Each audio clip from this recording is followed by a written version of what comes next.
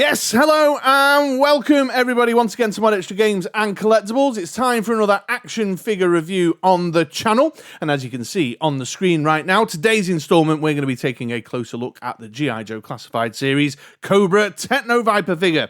So stick around, I'm going to give you all the ups and downs, ins and outs of the figure. It's my intention that if you're thinking about picking up one for yourself, then you'll know everything you need to know by the end of this video to make that purchase decision. I'm going to talk you through the aesthetic and all the visual experience I've had with the figure. I'm going to talk you through the articulation and what kind of fun I have or haven't been having with the posing. And finally, I'll give you a walk through all the accessories and added value so that you know what you're getting for your money.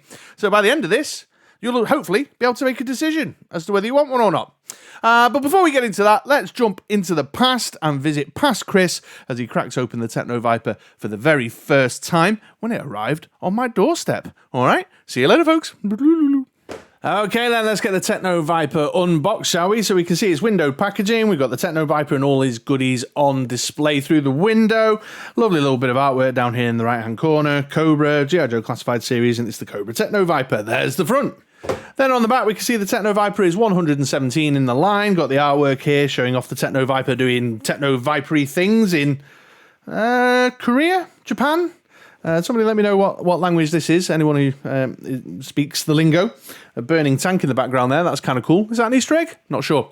A couple of breakout windows showing off some key features like the paint apps on the backpack and the little display panel on his arm. Legal bollocks and malarkey across the bottom, as well as the data card, but I'll use the side for that one. So let's learn a little bit about Techno-Vipers then. We can see here we've got a little kind of spanner and screwdriver set. This is indicative of Techno-Viper's love of the Lego Technic range. Not standard Lego Technic range. They all sit together in their mess, barracks, whatever, with buckets of Techno and making jeeps and cars and trucks and tractors and things. Then we've got this kind of stick with a ball on the end of it. This is a rotor ball tennis set. So in the barracks, they've got a little garden area and they keep fit by playing rotor tennis with each other, whacking the ball back and forth. The dynamite in the corner here is all about BTS, of course, the massive single dynamite.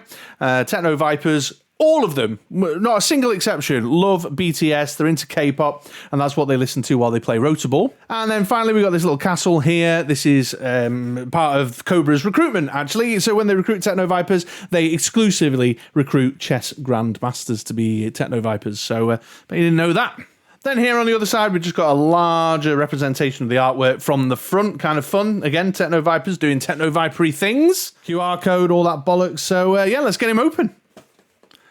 So I'll pop the tape off the bottom here, just run my finger in there, and of course the first thing you come across is the paperwork. Slide the Techno-Viper out in his blister pack. It's a standard red Cobra background. Let's see what we've got going on here. So we've got a funky backpack. We've got the wrist 3D display thing. Techno-Viper tools. Well, that's a bit... Oh, uh-oh. How'd you get these out without bending them? Hints and tips in the comments down below, please, folks. And some, like, piping... Oh, that's horrible. Then here's a laser gun thing, handgun, and of course, the figure himself. And there we go, we have an unboxed Techno-Viper. So of course, as usual, folks, I'm going to go away, get some good old-fashioned man-child playtime in with the figure, pose him up, check him out with some other Joes and Cobras, see what he looks like, see what he feels like, and I'll be back with some review thoughts in just a moment. So stick around, because future Chris is on his way in 3, 2, 1... Here we are then, folks. I'm going to move into the review section of the video now, and I'm going to begin by talking about the aesthetic qualities of the figure. Let's discuss the visual experience I've had with the Techno-Viper since it's arrived, and I'm going to begin by doing a whole figure view, because to my mind, the two key things about a Techno-Viper, the key elements of the character's visual identity are the distinctive purple colour scheme and the equipment, technical techno stuff loadout. You know what I mean? So let's talk about that colour scheme to begin with. And as you can see, there's kind of 3 core colours across the figure there. You've got the black trimmings with the purple, the lighter purple overalls, and then the darker purple elements across things like the chest plate and the shoulder pads, etc., etc., with a little splash of silvery stuff in there just to add a 4th colour element to bring it to life and give it some depth. And the colours look good. It's very vivid. The lighter purple stands out. It's framed nicely by the darker purple and the black elements on the figure, so it gives it some symmetry, some balance, which is nice to the eye. It's also uniformly enough in nature that it fits in really quite well next to your Vipers and your Cobra Troopers and your Crimson Guards and your Tele-Vipers and so on and so forth.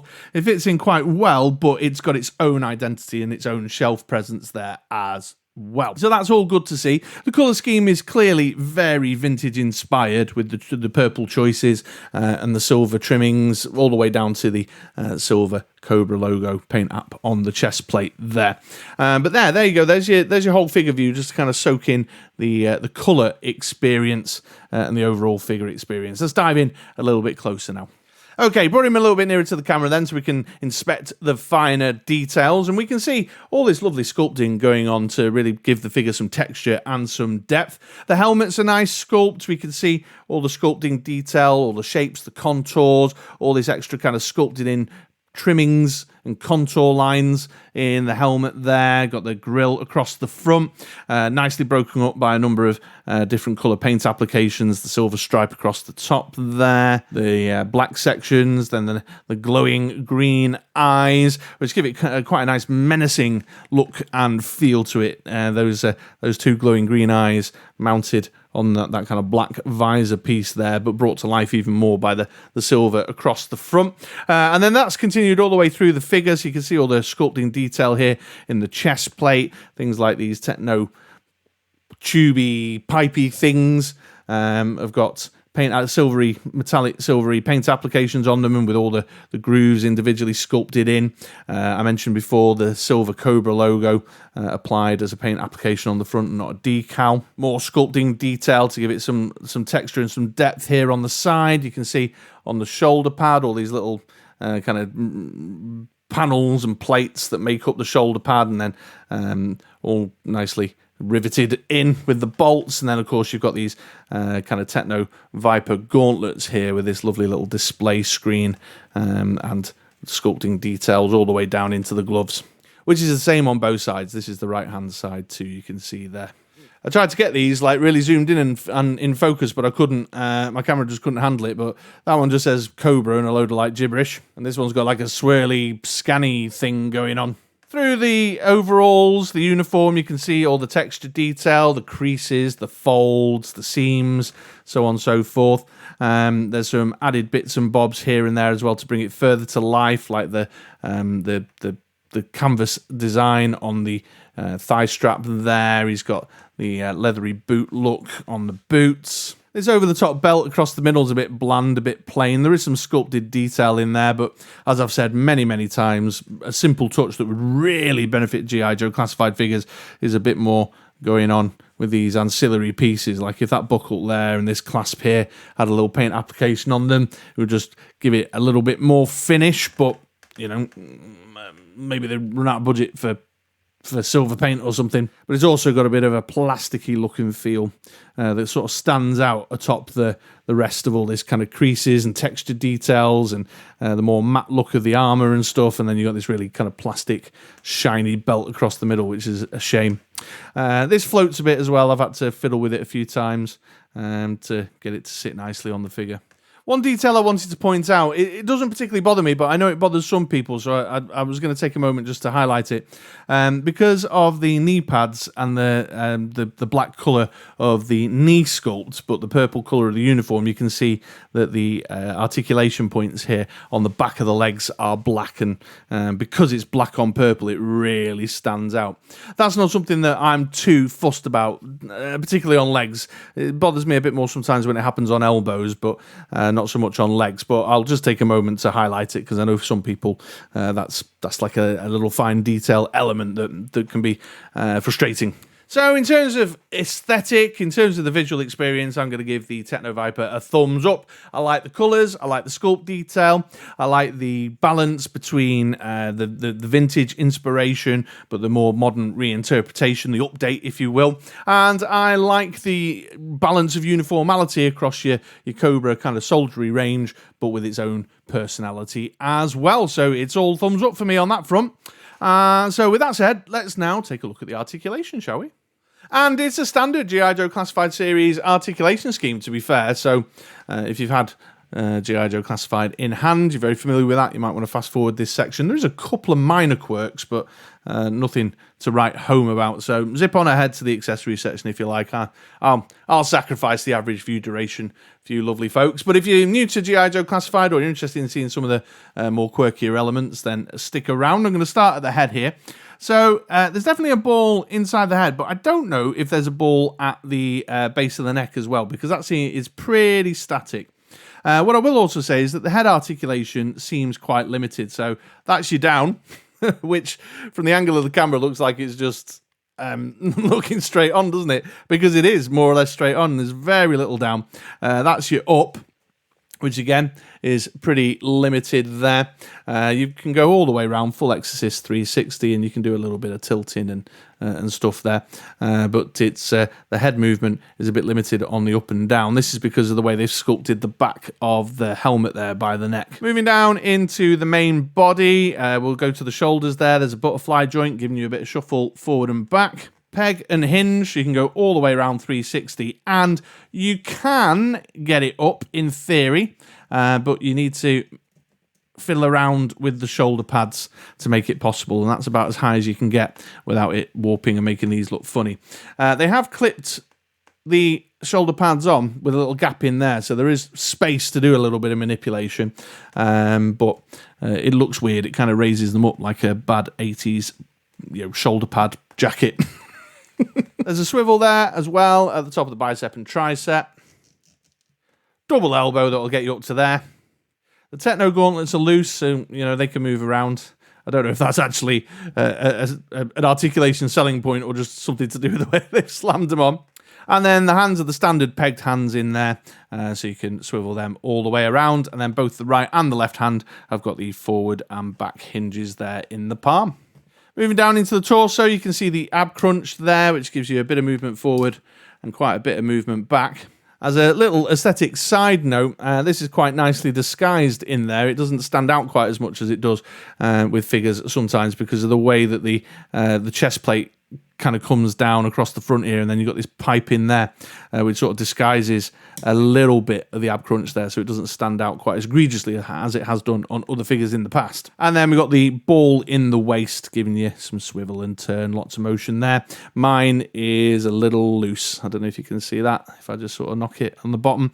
Not massively, but enough that it was noticeable.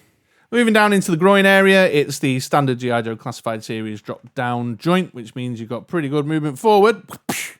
And the capacity to do a Russian ballet split is there. However, obviously this holster piece mounted on the belt there gets in the way. We've got swivel at the top of the thigh.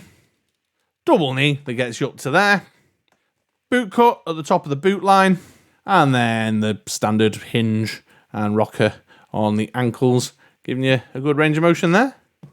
So it's a thumbs up on the second day, the articulation part of the review there. It's standard G.I. Joe Classified Series articulation. Regulars around these parts know that I'm a fan. I feel like there's a lot of possibility in terms of posing and creating displays and stuff. So if you're a photographer or you like to do something a little bit more ambitious with the way you display your figures, then you can do with this one. As I said in the main section, the only two downsides really is that the head movement seems a bit restricted and the shoulder movement seems a bit restricted because of the sculpt. Because it's a design issue in the sense of the uniform and the aesthetic, not a design issue in the articulation. So yeah, thumbs up. Even the loose waist hasn't bothered me all that much. So there you go. There's your overview of the articulation. Let's now take a closer look at the accessories and all the added value, shall we? And I'm going to get started, unusually for me, with the backpack here, just because it's kind of a central piece to all the accessories to come to be perfectly honest. And you can see this is a nice little sculpt here. Very happy to see some paint applications applied to it. So we've got these kind of gas canisters here. There's a little ventilation fan thing with the silver paint application, some nice sculpted details. Got a little carry handle at the other end, so you can have him, holding it in hand, carrying it down by his side. And then we've got these two little pegs at the top here, which I'll point out in a minute. And then these grooves, these gaps to carry some of the other accessories in it. Little radio there, see? So, yeah, nicely sculpted piece of work. Obviously looks a bit bare down the bottom here without all the extras added in, but I'll show you them in a moment. And then it's the standard peg setup that you get, with all G.I. Joe classified. Just, pop it in the peg hole, like so. Then we have these three kind of tool pieces here. A key part of the visual identity of the Techno-Viper, and I think these look pretty sweet. We have this little hammery piece here, there. You can see some nice sculpted detail in it. It looks like he's possibly using it to hammer his steak. But yeah, nice sculpted detail. Obviously got that kind of little sci-fi edge to it there. And then it's got this little peg on the bottom again. I'll come back to that in a moment. So little hammery piece. Then you got this little kind of wrenchy piece here again with a little bit of a sci-fi twist in the way that it's sculpted, but lots of lovely sculpted details in there. And then this little claw grabbery thing, which has got a bit of a vibe of those, those little kind of trigger-powered dinosaur grabby hands you get at the fairground. It's got a bit of a vibe of that about it, hasn't it? But again, same sort of sculpting detail in there as the other two. And these fit into these grooves on the back part that I pointed out to you before. So you just kind of slot them in. There's like a little clippy feeling, a little clampy, clippy feeling. I like to put them, symmetrically like that. So put two with the main head of the tool on one side and one on the other, just to give it a bit of balance and symmetry there. But there you go. And they can all be stored on the backpack. Then you have your little bit of gas piping here. It's reflecting quite brightly under the lights, isn't it? One sec. There you go. That might be a little bit better, but it's you got the two little kind of interface points in the black plastic, and then you got the same silvery metallic colour that matches up with the piping across the figure's main body, and it's been sculpted in with the grooves as well. And then you can obviously fit that on the pegs that I pointed out to you before, like the one there on the backpack. And the ones at the end of the tools, like so. I'm not entirely sure what's going on there.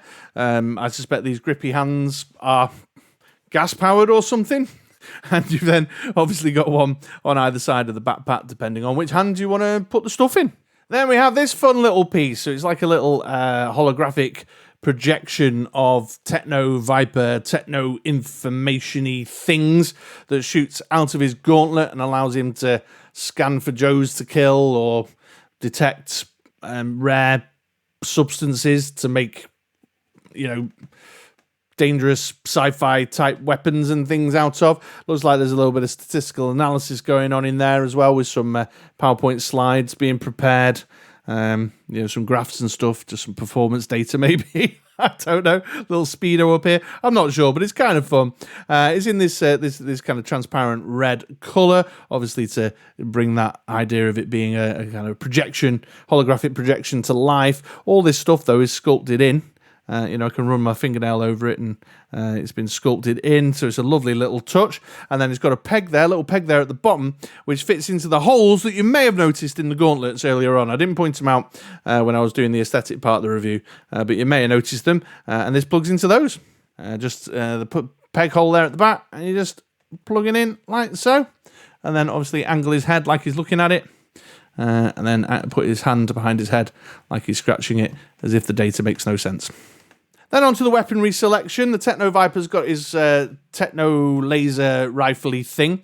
This is kind of cool, actually. I sort of like this. Again, very vintage inspired. You can see the vestigial nostalgic elements of the way the weapon was on the vintage figure, with a little sci-fi kind of scope on the top there, and this weird little shape at the front of the barrel and things, and it's all just kind of shaped and designed with that little sci-fi twist. Single piece of molded plastic, pretty strong, although there's a bit of gumminess at either end in the stock and the barrel. Then you've got the handle that he holds it by. And then there's this little section here with the little peg hole on it, which I think is for pegging this pipe into the bottom there. But the implementation of that's not so great. I'll show you in a sec.